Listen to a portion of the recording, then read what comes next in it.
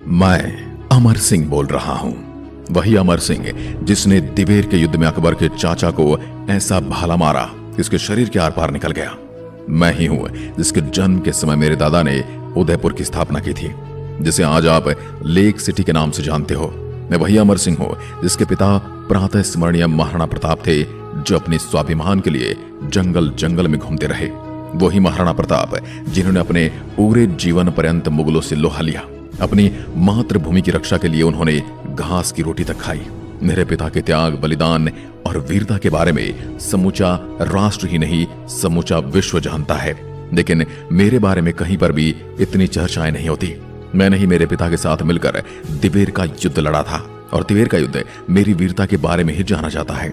लेकिन हमारे देश का दुर्भाग्य है कि हमारे देश में अकबर को महान बताया गया, लेकिन मेरे इस युद्ध के बारे में कहीं पर कोई जिक्र नहीं मिलता। इस युद्ध में मुगल सेना के एक एक सैनिक को काट दिया गया था। कोई भी एक ऐसा इंसान नहीं बचा था जो आकर अकबर को समाचार दे सके कि ऐसा हो चुका है। इस युद्ध में मेरी वीरता को देख मेवाड़ का मैराथन नाम दिया गया था। इस युद्ध का जिक्र ज्यादा इस वजह से नहीं मिलता क्योंकि अगर इस युद्ध का जिक्र होता तो बताना पड़ता कि इस युद्ध में मेवाड़ की विजय हुई और अकबर की सेना बुरी तरह से हार गई थी। साथ ही इस युद्ध में ईडर, बांसवाड़ा, प्रतापगढ़ साथ में लड़े थे। तो इतिहासकारों को यह भी बताना पड़ता कि महाराणा प्रताप एक संगठन बनाने वाले राजा थे। जिससे महाराणा प्रताप महान होते तो फिर इतिहासकार अकबर को महान कैसे बताते। इस वजह से इस युद्ध का जिक्र स्कूलों की किताबों में कभी नहीं मिलता। आपने मेरे बारे में एक कविता जरूर सुनी होगी। हरे घासरी रोटी ही जद बन बिलावड़ो ले भाग्यो, ना 900 अमरियो चीख पड़ो, राणा रो सोयो दुख जाग्यो। इस कविता की वजह से आपको मेरे बारे में यही लगा होगा कि मेरे से वन बिलाव रोटी ले भाग गया और मैं रोने लग गया। तो आप सभी ने मुझे वही रोने वाला बच्चा अमर सिंह समझा, लेकिन असल में ऐसा नहीं था। मैंने उसी समय अकबर ने जब उनके 9 रत्नों में से एक रहीमदास जी को मेवाड़ संधि के लिए भेजा था, तब रहीमदास जी शिकार खेलने गए थे। तब मैंने उनकी छावनी से सभी औरतों को पकड़ कर ले आया था। लेकिन बाद में मेरे पिता महाराणा प्रताप ने इसी नीति के विरुद्ध माना और उनकी सभी औरतों को सादर सहित वापस भेज दिया और साथ ही रहीमदास जी से क्षमा भी मांगी। और उसी से प्रभावित होकर रहीमदास जी बिना युद्ध की वापस लौट गए। तो कविता में मेरे बारे में सिर्फ कवि का पिता पुत्र का भावनात्मक और चारित्रिक चित्रण है। आज मैं आपको मेरे इस वीडियो में मेरे से जुड़ी ऐसी ही कुछ बातें साझा करूंगा जो आपने कहीं नहीं पढ़ी होंगी। आपको मेरे शासनकाल के बारे में बताऊंगा, जिसके लिए मेरे साथ मेरे इस वीडियो को अंत तक देखिए। मेरा जन्म 16 मार्च 1959 को चित्तौड़ में महाराणा प्रताप और महारानी अजब देव पवार के घर हुआ था।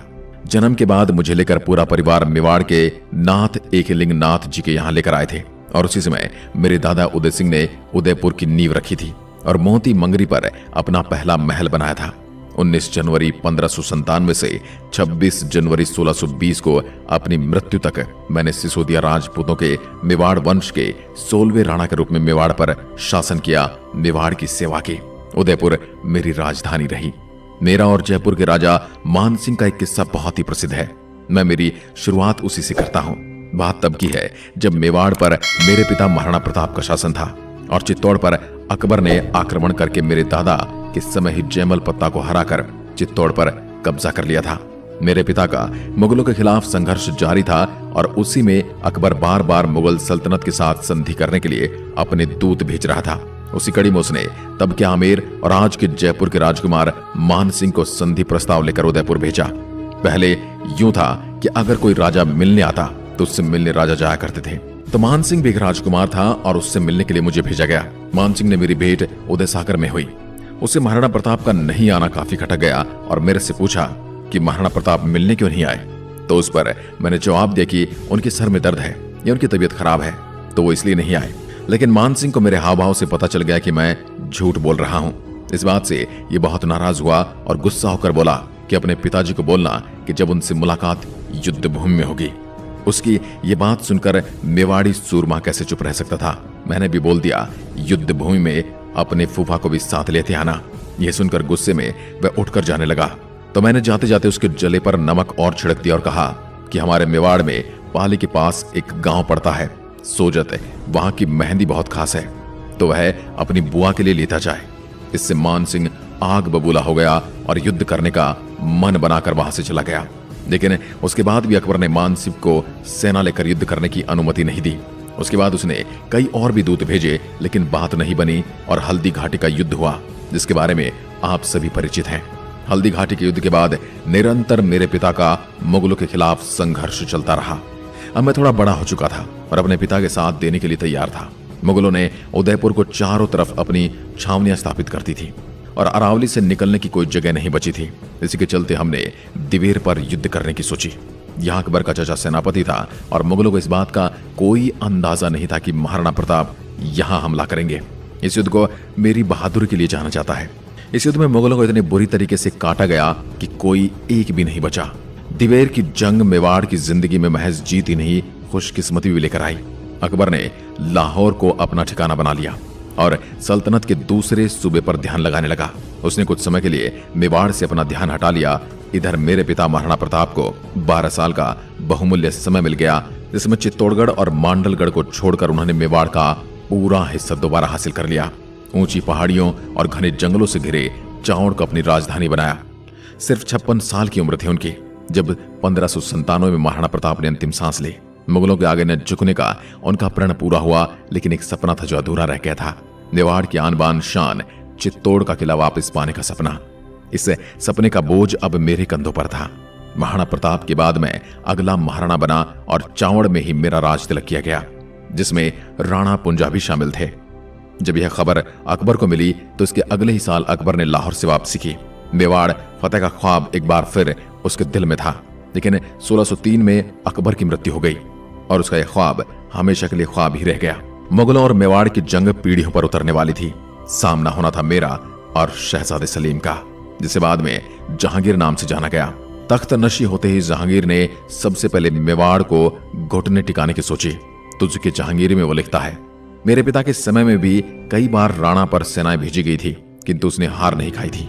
बादशाह बनते ही मैंने अपने बेटे शहजादे परवेज को एक बड़ी फौज, भारी खजाने और कई तोपों के साथ भेजा। जहांगीर ने कई नामचीन सरदारों को परवेज के साथ भेजा।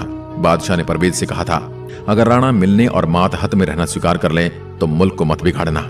जहांगीर को लगा था इतनी बड़ी सेना देखकर मैं संधि के लिए तैयार हो जाऊंगा, लेकिन ऐसा हुआ नहीं।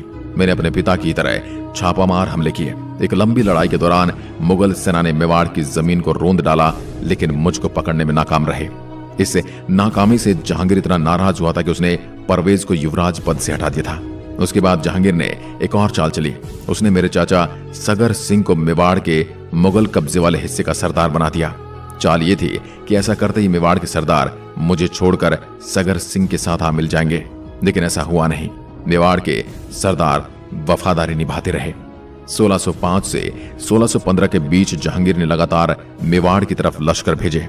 साल 1608 में 2000 बंदूकचियों के साथ महाबत खान ने हमला किया।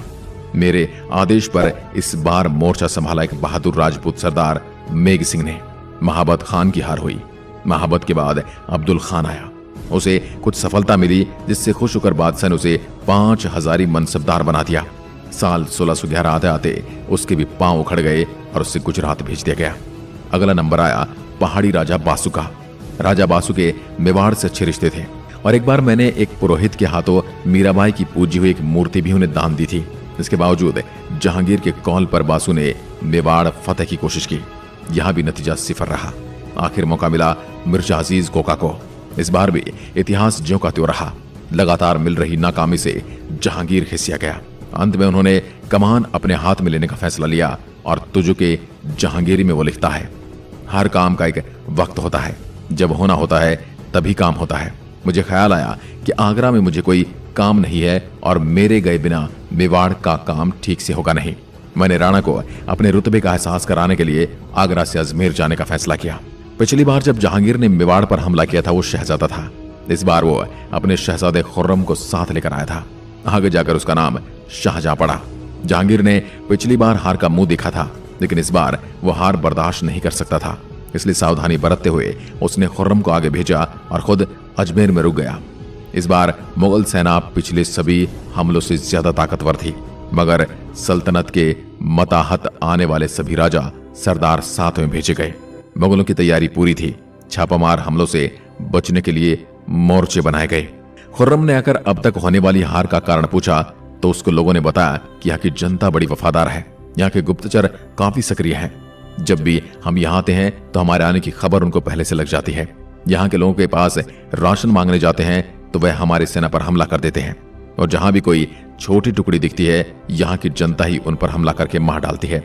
खुर्रम को पता था पहाड़ों में मेवाड़ी सेना से जीतना नामुमकिन है, तो उसने अपनी सेना को आदेश दिया कि गांव वालों से ही शुरू करो। गांव से महिलाओं और बच्चों को ले जाकर बेच दो, पुरुषों को मौत की घाट उतार दो। यहीं से मुगलों का अत्याचार शुरू हुआ और हर गांव के साथ यही होने लगा। मेवाड़ की सेना पहाड़ों से बाहर आकर मुगल सेना से लोहा तो ले सकती थी, क्योंकि मुगल सेना काफी बड़ी थी। सामंतों के जरिए जब यह बात युवराज करण सिंह तक पहुंची तो उसने संधि कर लेने की सोची, क्योंकि उसको पता था अब जीतना मुमकिन नहीं है। अपने लोगों की जान बचाना ज्यादा महत्वपूर्ण था। जब सब मिलकर मेरे पास आए तो मैंने संधि के लिए मना कर दिया था कि मेरे पिता ने और मैंने अपने जीवन मुगलों से संघर्ष करके बिता दिया और मैं संधि किसी कीमत पर नहीं करूंगा। लेकिन युवराज करण सिंह और सभी सामंतों ने मुझे समझाया कि बरसों से मेवाड़ी सेना युद्ध की मार झेल रही है। मेवाड़ काफी कमजोर हो चुका है, सीधी लड़ाई में हम मुगलों से नहीं लड़ सकते। उनके काफी दबाव के बाद मुझे विवश होकर संधि के लिए हामी भरनी पड़ी। लेकिन संधि के बाद मैंने राजपाट सब कुछ छोड़ दिया कि मेरे शासनकाल में मेवाड़ कभी किसी की गुलामी स्वीकार नहीं करेगा। मैं इस संधि से काफी दुखी हुआ और राजपाट छोड़कर चला गया। यह संधि 5 फरवरी 1516 को हुई थी, जिसमें मुगलों की तरफ से खुर्रम आया और मेवाड़ की तरफ से शुभकर्ण, पवार और हरिदास झाला गए। संधि में खुर्रम से कहा कि इस संधि के लिए हमारे महाराणा तैयार नहीं है, हमारे युवराज तैयार हैं। तो संधि के बाद मुगल दरबार में महाराणा नहीं आएंगे, युवराज आएंगे। ये सुनकर खुर्रम ने कहा कि आज दिन तक राजा ही मुगल दरबार में आए हैं, लेकिन उसको पता था जैसे तैसे मेवाड़ संधि के लिए राजी हुआ है तो किसी कीमत पर संधि हो जाना ही बेहतर है। तो उसने सारी शर्तें मान ली। इन शर्तों में था कि मेवाड़ की आन चित्तौड़ को मेवाड़ को सौंपना पड़ेगा, जिसमें मुगल राजी हो गए। लेकिन कहा कि चित्तौड़ सौंप दिया जाएगा, लेकिन तुम इस पर कोई भी निर्माण कार्य नहीं कर सकते। इसके अलावा मेवाड़ से युवराज और उसके साथ 1000 घुड़सवारी सेना भेजने की बात हुई। इसके अलावा पहले कोई भी राज्य मुगलों से संधि करता था तो मुगलों से वैवाहिक संबंध स्थापित किया जाता था, जिसके लिए कहा गया कि मेवाड़ से किसी का भी कोई मुगल संबंध नहीं किया जाएगा। इन सारी शर्तों के साथ मेवाड़ मुगल संधि हुई और युवराज करण सिंह को मुगल दरबार में भेज दिया। इस संधि से जहांगीर इतना खुश हुआ कि उसने करण सिंह को गले लगाया और उसका सिंहासन अपने सबसे करीब लगाया और उसको 5000 मनसबदार बना दिया। जहांगीर के लिए यह सबसे बड़ी बात थी कि जो काम उसके पिता नहीं करवा सके वो उसने कर लिया था। इस संधि के बारे में उस समय अंग्रेजों के इतिहासकार ने लिखा था कि यह संधि मुगलों में अपने ताकत के बल पर नहीं बल्कि अपनी बुद्धिमता के बल पर की थी।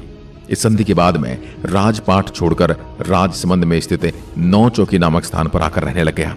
26 जनवरी 1620 को मेरा 60 वर्ष 10 माह की आयु में देहांत हो गया। मेरी अंतिम यात्रा धूमधाम से निकाली गई थी और गंगो भादव कुंड पर दाह क्रिया संपन्न की गई थी। मैंने मेरे जीवन में मुगलों के खिलाफ 17 लड़ाइयां लड़ी थी, लेकिन उनका कहीं उल्लेख तक नहीं मिलता। मेरे पीछे 10 रानियां, 9 ख्वास, 8 सहेलियों सहित कुल 27 औरतें सती हुई। मेरी रानियां और भी थी, पर सती केवल वे होती थी जिनको स्वयं से अनुभूति होती थी कि गुजरने वाले व्यक्ति के बाद हमारा जीवन किसी काम का नहीं। उन दिनों ये पूर्ण रूप से स्वैच्छिक होती थी। मेरे अंतिम क्रिया के समय हजारों लोग एकत्रित हो गए। प्रजा को मेरे जाने का बड़ा दुख हुआ और मेरे देहांत के साथ मेवाड़ मुगल का संघर्ष भी खत्म हो गया। मेरी छतरी उदयपुर के आहड़ में बनी हुई है। यहां सबसे पहले मेरी ही छतरी बनाई गई थी। दोस्तों, ये थी मेरे जीवन की संपूर्ण जानकारी। आपके मन में भी आज तक यही रहा होगा कि मैंने मेरे पिता का नाम खराब करके मुगलों से संधि कर ली, लेकिन असल कारण क्या था वो मैंने आपको इस वीडियो के माध्यम से बताया है कि किस तरह मैंने भी अपने पूरे जीवन पर्यंत मेवाड़ के स्वाभिमान की रक्षा के लिए लड़ाई लड़ी और मेरे पिता का सर गर्व से ऊंचा किया। आपको मेरे बारे में क्या विचार है कमेंट करके जरूर बताएं और साथ ही मेरे जीवन से जुड़ी अन्य बातें अपने रिश्तेदारों और दोस्तों तक भी पहुंचाएं। अभी तक चैनल को सब्सक्राइब नहीं किया है तो सब्सक्राइब जरूर कर दें। धन्यवाद। जय हिंद, जय भारत, जय मेवाड़।